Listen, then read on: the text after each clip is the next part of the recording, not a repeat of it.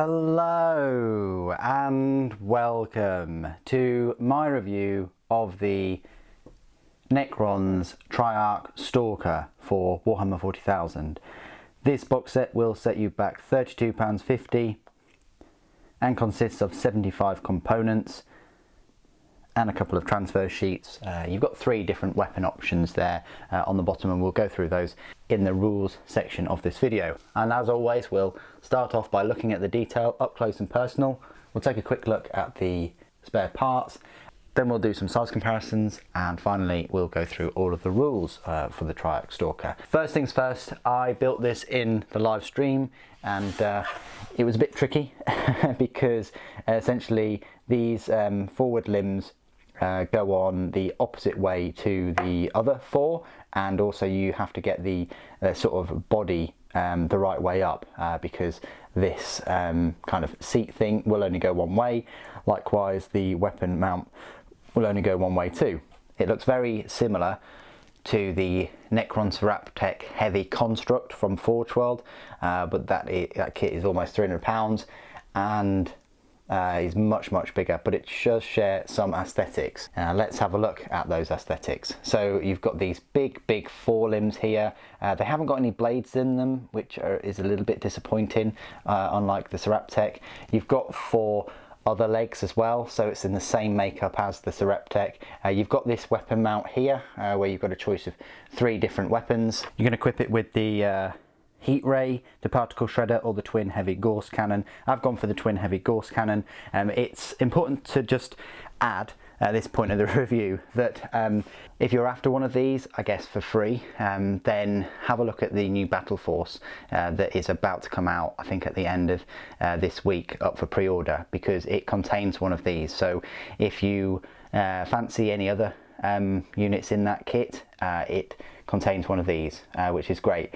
Also great if you fancy another one and you wish to have a different weapons array. The weapons themselves, can't really magnetize them because they're on this central piece, and this central piece can either be the mount for the 2 weapons, or it's one of the other weapons itself. It can't be all 3, so that's an important point to make. Apart from that, there's a fair amount of detail everywhere else found on this model. You've got this control panel that he's holding on to. You've got this spine, which is prevalent in lots of other Necron models. You've got this tail thing, which kind of looks like a weapon, but it's not. You've got this armor piece as well. You've got these forward little pincer mandible things. And you've got some cabling coming from the legs. It's very similar to the Triarch, to the Doomstalker, to the Canoptech Reanimator. Any kind of walker for Necrons, this shares some aesthetics and goes really well if you want like a spider, creepy crawly walker type themed army. You don't have to glue these legs to the ball joint, but I have, just for stability purposes. But you can have it you can have them loose, so you can raise the forelimbs or put them further apart. I kind of like that pose. That's okay. With the next one, I'm going to have these really high up, maybe one of them on there and one of them swiping, if I can manage that. That's quite an ambitious thing to do, but there we go. So that's the Triarch Stalker. I think it's a cool walker vehicle thing. Let's look at these spare parts that you get, and it is pretty much to do with the weapon on the bottom. You've got this weapon mount thing. You've got these as well for the heat ray.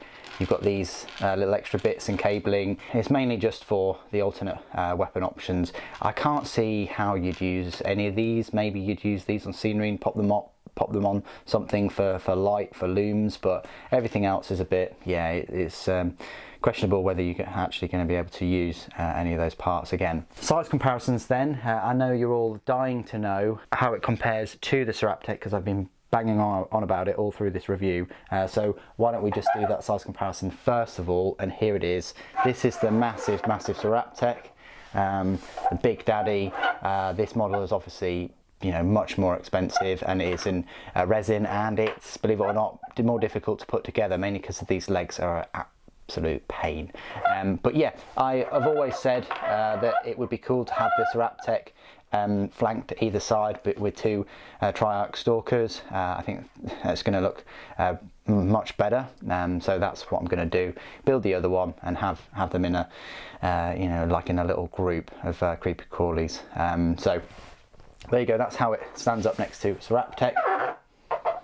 We'll move that to one side and we'll just show you the Doomstalker, which is another one of these walker type vehicles, monstrous creatures, whatever constructs. And as you can see, it's way taller. You know, the Doomstalker is one of the tallest models that they have, along with the Silent King there, but not quite as tall as the Raptech. Compared to a standard Necron Warrior, right here the Necron Warrior doesn't even come up to the top of the leg there, and obviously there's a few more to go before it reaches that height. So these Necron Warriors can be moving about, shuffling about, surrounding its legs, giving it a bit more protection from close quarters. The final size comparison I always like to make is just with the 3 Imperial models. So I've got the Legacy Space Marine on the left, Sly Marbo in the middle, and Primaris Space Marine on the right. So there you go, that's where it stands up to them. Even against Primaris, if you've got a big force, if you're going up against a big force of Primaris, it's going to be much taller. And that's one of the things I like about Necrons, is that they have a lot of units that are you know, very tall and imposing. Even if they're not the best, they certainly will draw attention to your opponent, and your opponent will try and take them down as quickly as possible, which again is a decent thing. So you've now scuttled your way into my part of the review, where I will go through all of the rules for the Triarch Stalker. It is an elite choice. You'll find it in the elite section, which is very jam-packed now. Everything from the Canoptek Reanimator that we saw, the Hexmark Destroyer, the Lich Guard, the Death Marks, the Flayed Ones, the Crypto Thralls, the Scorpet Destroyers, the Plasmacytes, and all of the Catans. So it's a very crowded elite section now for Necrons. So just bear that in mind if you're going to pick this over, say, like the Destroyers or the Catans. Now it costs 7 power points, and match play it's 135 points. You pay 5 points more for the Heat Ray, or 15 points more for the twin heavy Gauze cannon, which mine has. So that means that my one there is costing you 150 points. What do you get for all these points then? Well, it's a vehicle, so the number of wounds it has remaining affects the rest of its stat line, but only in terms of its movement, weapon skill and ballistic skill. Everything else stayed the same.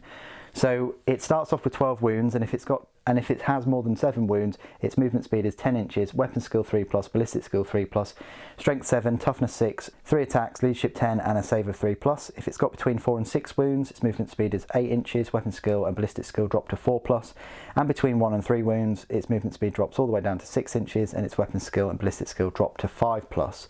So that's quite fair. A Triarch Stalker is equipped with Heat Ray, Stalker's forelimbs.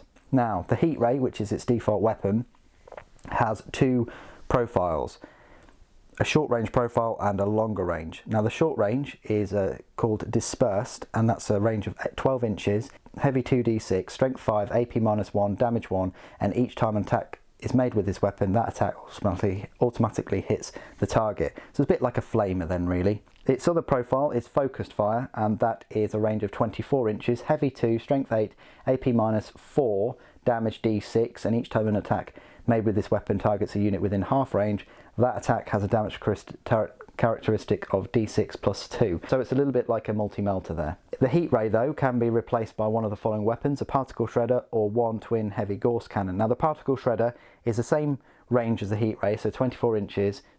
It's heavy 8 shots though, strength 6, AP -1, and a damage of 2. So that's alright, you're getting more shots at the same range, but less strength, way less AP, and yeah, potentially less damage. The twin heavy Gauze cannon, which mine's equipped with, I've gone for the maximum range, which is 30 inches, heavy 6, strength 7, AP -3, and a damage of D3.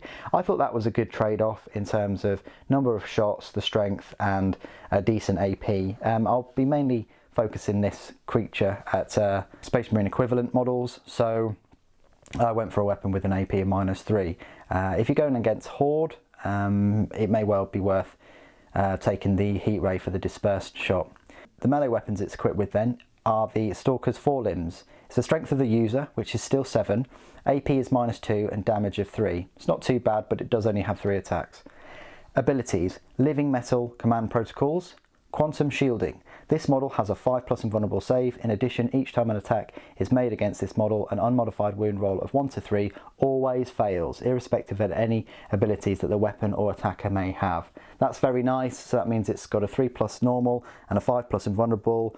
For a model with a toughness of 6 and 12 wounds, it's quite decent. Targeting Relay. This is probably one of the main reasons you'll get this unit. Each time this model makes a ranged attack against an enemy unit, if a hit is scored until the end of the phase, each time another friendly Necrons model makes a ranged attack against that enemy unit, re-roll a hit roll of 1. So that's nice, kind of focusing your fire there from other units. And finally, Explodes. When this model is destroyed, roll 1d6 before removing it from play. On a 6 it explodes and each unit within 6 inches suffers d3 mortal wounds. Keywords: Necrons, Vehicle, Dynastic Agent, Triarch Stalker. So there you go, that's my review of this Triarch Stalker. It's an agile combat walker with decent firepower. It fails a little bit in close combat because of the relatively low strength and low AP and the low number of attacks. Although its weapon skill is alright and it does have a 3+, and it does have that 5+ invulnerable, which doesn't necessarily say only works against ranged weapons, so you could use it in close combat, so a bit more survivable.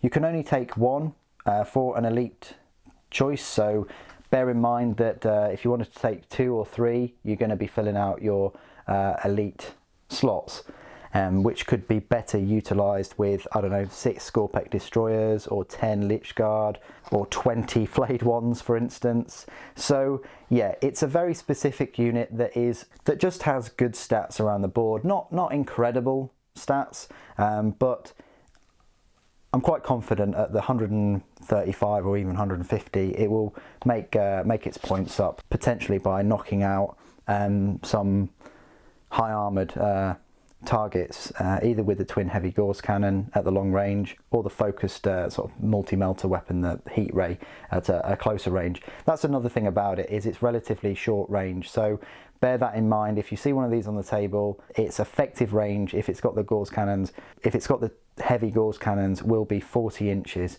so that's still quite deadly.